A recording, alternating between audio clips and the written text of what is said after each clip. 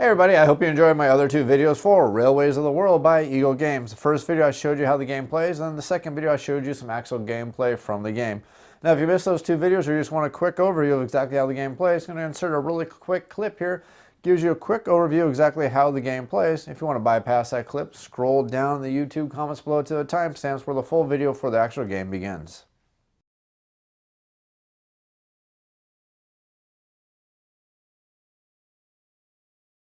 In Railways of the World, each player is a railroad baron competing to become the wealthiest railroad tycoon in their part of the world. Players will be in competition with each other to build railroad tracks between cities, and every one of these cities is going to be requiring certain goods to be delivered to them. And if you're able to deliver these goods to the city, and if you happen to control the railroad track that delivers the goods, you're going to get extra victory points, and you're going to start earning money for your railroad. What sets Railways of the World apart from other railroad games is the fact that every single player is going to start off flat broke, and you can start taking out loans and bonds to get the money you need to start building these railroad tracks, to start building these lines, which are going to allow you to start transporting these goods all around the world, or in this case, across Mexico. The even more challenging part is that every one of these bonds is going to be worth negative victory points at the end of the game. These bonds can never be paid off, and as a matter of fact, every single round at the end of every player game, there are 3 rounds, there's going to be a new reset phase. And every single reset phase, you're going to pay $1,000 for every single bond your railroad empire currently has out. And remember, these can never be paid off. On top of that, there's also railroad operation cards, which are going to give you extra special abilities like the ability to grow some cities, the ability to build your tracks for a discounted price across mountains, across rivers, or even the ability to add more goods to a city and turn it into a city that needs other goods to help you build your railroad network. You'll also need to improve your railroading network to get more powerful trains, which will allow you to transport goods longer distances, which will allow those transportations to be more profitable, which will give you more victory points and help you win the game. The final victor of the game is going to be the player who can get the least amount of bonds while gaining the most tracks, getting the most deliveries, and delivering the most cubes across the board is going to be the victor. The loser is the one who's going to get too many bonds, too much debt, and lose. Can you become the most profitable, most powerful, and most dominating railroad tycoon across your part of the world? That is Railways of the World.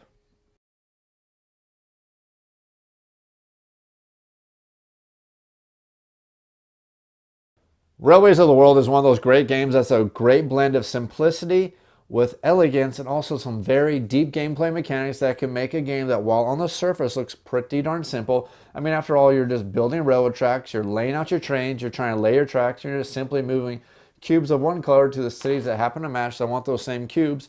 It's a game that on its surface seems very easy to play, but this is a game that is very deep and also very brutal, especially for new players who don't quite understand the subtleties of the game, where you don't want to go too far in debt, but you want to go in debt just enough that's going to allow you to build up your empire while watching what the other players are doing, gauging what the other players are doing, and figuring out if you can cut them off at the pass to get the more better profitable routes, get ahead of your opponents, and completely decimate them.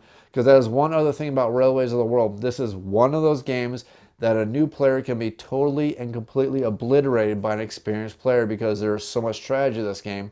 And if you don't understand the subtle strategy of this game, this is a game that will kick you in the teeth and come back and laugh at you as it kicks you in the teeth one more time.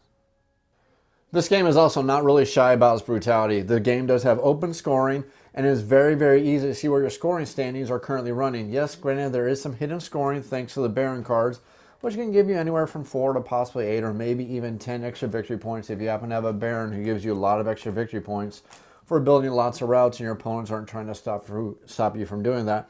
But for the most part, most of the scoring is pretty darn open. You can pretty much look at the score, see that your score happens to be about 20 points behind another player, know the most amount of points you can get from your Baron is probably about 6 points on average, and look at the fact that you may have 7, 8, 10, or even 15 bonds, and you pretty much see where you sit on the scoring point, and you're basically going to know that you're pretty much hopeless, and there's not a chance in heck that you're going to be able to catch up to the other players, score enough points to even win the game.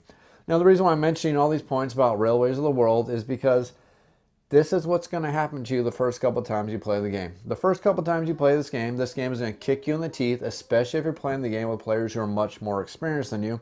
And it is enough to turn some players off to this game, and I think it's very unfortunate, because I think Railways of the World, through all the systems, for the various maps, the various scenarios, the Mexico map, the Eastern US, the Western US, the European maps. All those maps are fantastic. I think this is a fantastic game system. This is one of those great game systems that is the perfect balance of depth, ease to teach, strategy, and how much you can get by putting enough strategy in this. The more strategically you play, the more smartly you play, the better you're going to play this game. But that's something that new players are going to have a lot of trouble with. And I want to get this out in the open before you play this game for the first time. And I basically want to say the first couple of times you play this game, expect to get your teeth kicked in, especially if you're playing the game against players who know how to play. Now that I got that basic warning for new players out of the way for Railways of the World, I can get down into exactly why I think this is a great game, a fantastic game, and in my opinion, it's the best train game out of the series of train games. And those train games I consider are Ticket to Ride, which is the basic gateway game, Railways of the World, Steam, and Age of Steam. All four of those games are pretty much the de facto, in my opinion, train games out there on the market right now. And for me, I think Railways of the World is the best of the bunch for the simple fact that for the ability to teach, for the complexity, and for the depth of strategy, this game gives you the best bang for your buck. It's not so deep, so complex that it's really difficult to teach. I mean, the game is not that hard. It's basically you get a couple decisions you make each round. You can build track. You have certain costs you have to build your track. You have goods you're trying to move around, and those goods can move as far as the size of your train. So it's not that hard to teach the game. It's a very simple game. Matter of fact, I think you can almost teach this game as a gateway game to people just newer to the hobby if you wanted to bypass Ticket to Ride, because it's really simple to teach. But the game does offer enough depth and enough strategy to guarantee that an experienced player can use their experience to guarantee that they're going to be good at the game. And an experienced player in this game is always going to obliterate new players in this game. It's just a simple fact. The strategy of this game is designed that experienced players are always going to win this game. And to me, that shows that the game does have a lot of strategy and does have a lot of depth, and that's why I like it. And that's why I think this game, for the amount of depth of teaching, for the amount of rewards you get for the gameplay, mix that in with the fact that this game also has a pretty good gameplay time. 2 hours is pretty much your average. Plus, add in the fact that the game already has lots of maps available for it. You have, I think there's at least 5 maps, probably more by now. I know of 5 off the top of my head. And these maps are very well designed. They're designed to play this game at multiple player counts. You have the Mexico map, which is your basic 2 to 3 player map. You have a European map, which is your 3 to 4 player map. And you have your Eastern US, which is your 4 to 6 player map. Plus, the other maps are just really, really great. And they all play a little bit differently. They all have their own strategies, their own little tactics to them. But they add a lot of variety, and they guarantee that you're going to enjoy this game at a lot of player counts based on what your average play group is. So if your average play group is usually about 2 to 3 players, you can play the Railways of Mexico map a lot and have tons of fun with it, and it's not going to feel samey. And the reason why it's not going to feel the same is one thing I haven't gotten to, and that's going to be the railway operation cards. Now, the railway operation cards are what, in my mind, make this the other reason why I think this is the best train game. It's got a lot of strategy to it, but these add just enough randomness to the game to guarantee the game is going to change up just a little bit just because of how the cards are going to come up. And they're going to modify your strategies a little bit, again, based on how the cards come up, because you may have one idea for a strategy and know exactly what you want to do for your strategy. Then suddenly a card's going to come up and you're going to say, wait, that card is going to be much better strategy. If I can get that card, use that card, and get that card in play, I'm going to score even more points. And that is why I like what the cards add to the game. I think the game overall is just a fantastic package, how it incorporates the semi-randomness of the card built in with a deep, deep strategy of the basic game. It also doesn't hurt that the game looks really fantastic when it's set up. You have the trains, which look really, really good. These trains are very detailed. You can definitely tell that they're a train. It's not a little cube that you're trying to look at. I mean, yeah, the goods are little cubes, but these trains themselves look really, really good. You can tell they put a little bit of time to make some really good detail on these trains. These empty city tokens are fantastic. They look really good on the board. And there's more patterns, more designs than what you see here. I think there's 5 different patterns off the top of my head. They have a railroad depot. They have the crossing guard. They have the water tower. They have the other tower here. So it looks really, really cool on the game board. And all the components look really fantastic, which is something that'll help keep you engaged in the game as you're playing it. I know some games where you're constantly looking at little cubes, it can kind of get old after a while, and it kind of pulls you out of the theme of the game. But the nice quality components with the towers, nice quality components with the trains, these very nice thick cardboard pieces here, which I didn't show you, but they're all double-sided if you want to do a little bit of thematic reasons. Instead of having grass terrain, you can have more of a desert terrain when you're building up the map. All these go together to make a really great looking game. You even have some nice looking trains on these train tokens to show what level your train is. Shows different trains, and these are also historical, which is really, really cool. These bond tokens look really nice. They have some good artwork on them.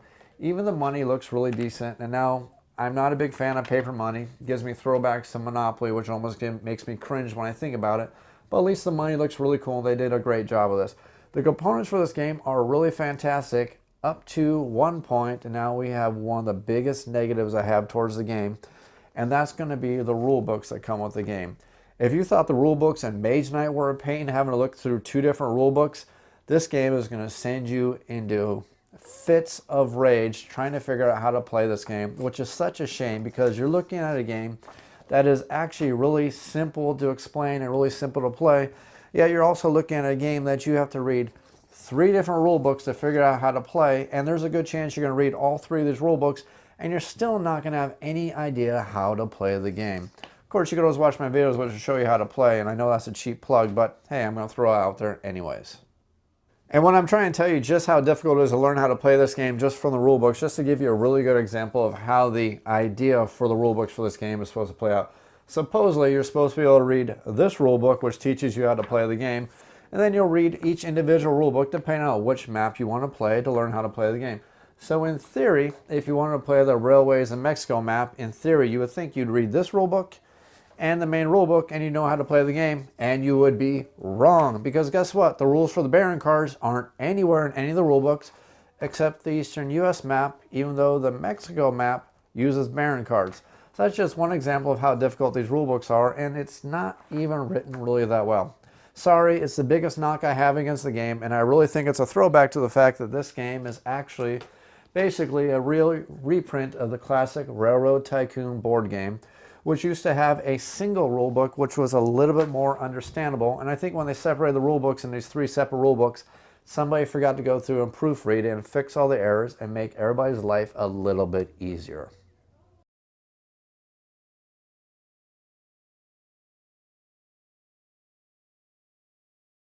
Every time I do a review for a board game, it's always important for me to cover 2 very important facts: family friendliness and perfect player count for a board game. Now, I've already talked about player count pretty much for this board game, so it's not going to be a shocker when I'm going to tell you that this game plays extremely well at multiple player counts. And the reason why that's the fact is because even the base set itself comes with 2 different game boards for different player counts. You have the Mexico map, which is a fantastic map for a 2 to 3 player game. Then you have the Eastern US map, which is a fantastic map for a 4 to 6 player game.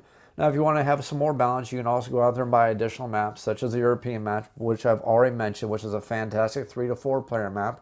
And there's other maps, such as the Western US, and this game just has all these different maps, which will play fantastically and allow you to enjoy this game at multiple different player accounts.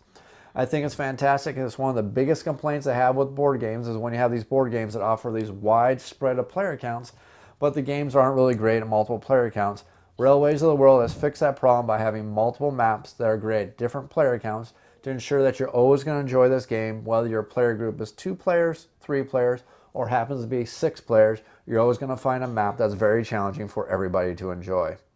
Now, when it comes to family friendliness, this is a game that lists for ages 12 and up, and I think that's actually a really good age range for this game. Now, while I said that this game is your next step, just a step up from your average games such as Ticket to Ride, a little bit step up in the complexity.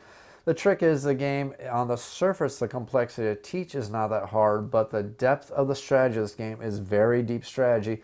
And this is also a game where it's very, very easy to be cutthroat, very easy to be a jerk to other players, and very easy to make another player's life absolutely miserable, especially if they telegraph their intentions too much and you figure out exactly why they're building a train route to a certain section.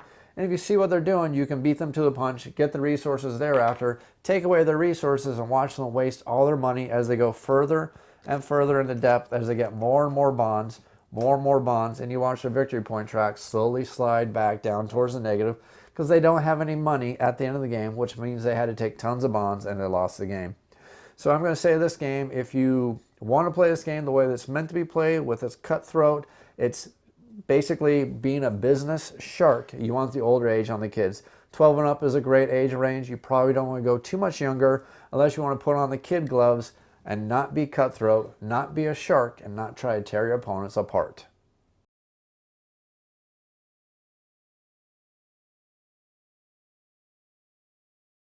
The bottom line here, in my opinion, is Railways of the World is the best train game on the market. And that's comparing it to Ticket to Ride, Railways of the World, obviously, Steam, and Age of Steam. It's the perfect balance of game difficulty and game strategy wrapped up in one awesome package.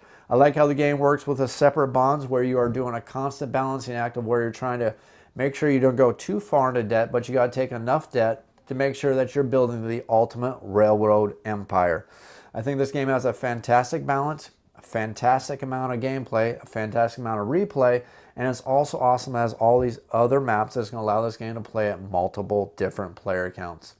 This has been another off-the-shelf board game review looking at Railways of the World.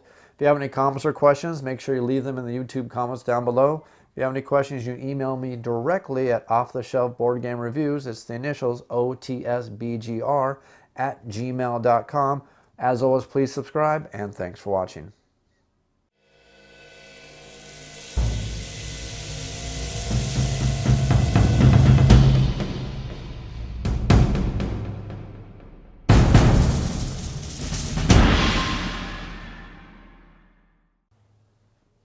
Railways of the World is played out over turns, and each turn is broken down into 3 rounds. And that's tracked over here with a round tracker on the board.